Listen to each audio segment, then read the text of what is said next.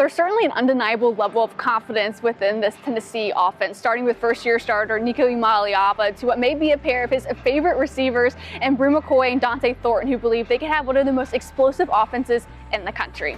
I'm Paige Dower. This is the Field Pass.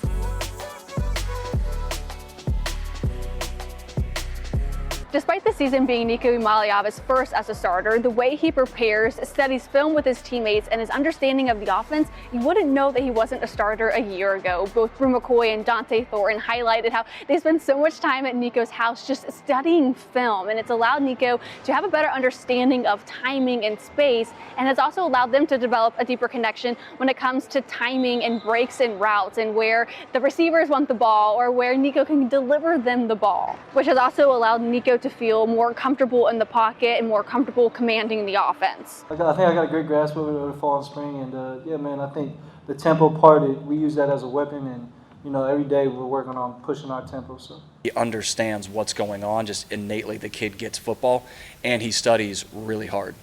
Like his off-season preparation is really, really good. It's older than he appears to be. Because of that, I feel like he's grasped it well. Like he goes out there, take the field. You don't feel like you've got a freshman quarterback that's never done it full time before. You feel like you're in there, you're not pulling him back, you're not holding back from anything, you're just letting the kid go play.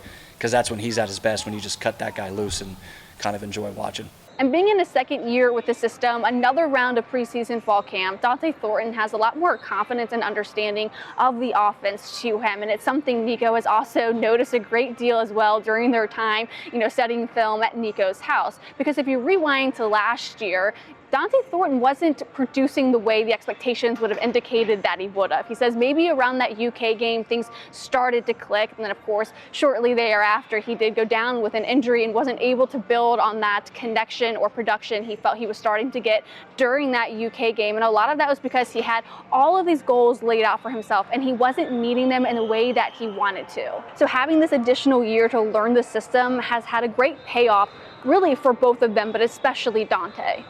The number one area that I improved the most on in my game would be like my mental game and not letting the low plays or lights in the game affect me as much. And then I would just say my overall route running and like intermediate route running, I feel like I improved a lot on that this whole offseason. Outside and inside, so I feel like he's just more comfortable being in the offense, getting that first year under his belt, just like me getting that first year under my belt. It takes some time to get this offense really down. So I feel like Dante's looked great in the fall and the spring. He had a great fall camp, and can't wait to watch him go out there and work. Connection that seems very obvious that Nico is excited to show off the connection with is with Bru McCoy, and actually their connection predates Tennessee. They're both from California, and growing up, Nico says he knew quite a bit about Bru McCoy, so much so he even went to a few of his high school games, and to say the least, he says he was blown away with what he saw on the field. Yeah, man, when I was younger, man, I thought Bru was, the greatest high school player of all time. First guy I've ever seen play receiver and DN at the same time. So, seeing him come off the edge and, have 5 sacks and then go score 3 touchdowns right after was crazy for me to watch. And, yeah, man, Bru's always been a top player of mine. Certainly high praise from Nico, and understandably very eager to now be the quarterback to deliver the ball to Bru McCoy, to have those big play moments. But those big play moments have looked a little different here in preseason fall camp because, as most of us or all of us remember, during that South Carolina game a season ago, Bru McCoy went down with a season-ending injury. And since that game, he has been working his way back. Joey Halsley, the offensive coordinator, actually said because of the competition in the room and, multiple people having injuries, that's why they're ahead of their recovery process or their recovery date. Both, Dante Thornton and Bru McCoy recovering together, pushing each other to continue to develop in their recovery and now be ahead of schedule at this point. So as he's working his way back, those big play moments look a little different. But each day in practice, each week in practice, those big play moments end up getting bigger and that connection gets stronger. Both of them very excited to capitalize on that this season. It's been great, man. Bru's one of the hardest workers I know, so I see him every day go out there and work and, put his head down, man.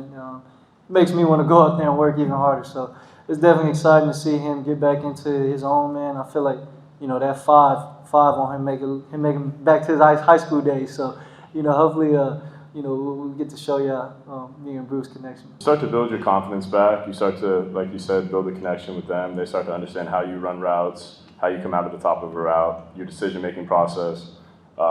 And so those first few, it's just like the beginning of starting to build a foundation of confidence, and then you have an entire camp to just keep building on that, and then now with a mock game week and then another game week to just keep going.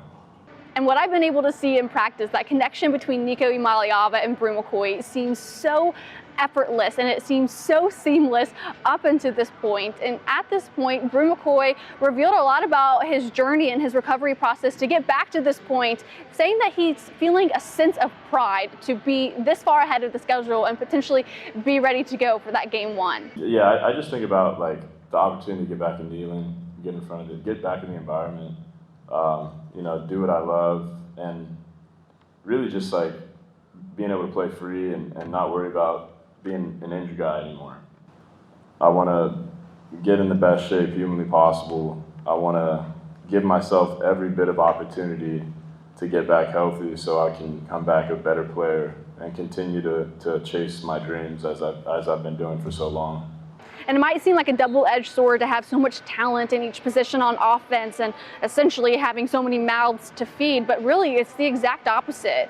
As they plan for a long, potential 17-game season, the luxury of having that depth is they'll be fresher longer, and the competition really is only making them better.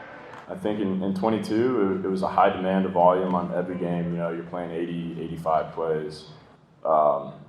Week by week by week, and that's a lot as a receiver, especially when you have to block in the run game as well. So, you know, it affords this opportunity to get other guys touches, to get them comfortable in the offense playing, and then also and from a competition standpoint, it really pushes everybody. When you've got a guy behind you that's, you know, trying to take your spot, essentially, it pushes the needle. And I think when you add depth to a room, especially like you said, the tight end room, it's really driven everybody throughout this camp. Like there can't be any sort of complacency or anything in that regard. So there's plenty of positives from today, even more so Nico talking about his connection with the tight ends, who his 2 touchdowns a year ago went to tight ends. And Nico mentioned a lot how he wants to continue to develop that connection with the tight ends, maybe in that red zone situation, red zone opportunities. But we hear from Tennessee's defense tomorrow. Before we get to tomorrow, I will be joining Tyler and Will on the Sports Animal for our weekly Thursday hit at 4:15. So I really encourage you all to join us on the radio as I get to talk to Tyler and Will and whatever crazy things they want to talk about or have to say during that day. Also, part 2 with Tim Irwin and Jimmy Himes has dropped, and it was a great conversation. They talked about, you know, Reggie White and just the type of player he was and what's led Tim Irwin to now being a judge in Knox County. But thank you so much for watching. Please like and subscribe. I have so much enjoyed your all support up until this point, but we've got so much more coming up this season, and I will be back tomorrow to talk to you guys more.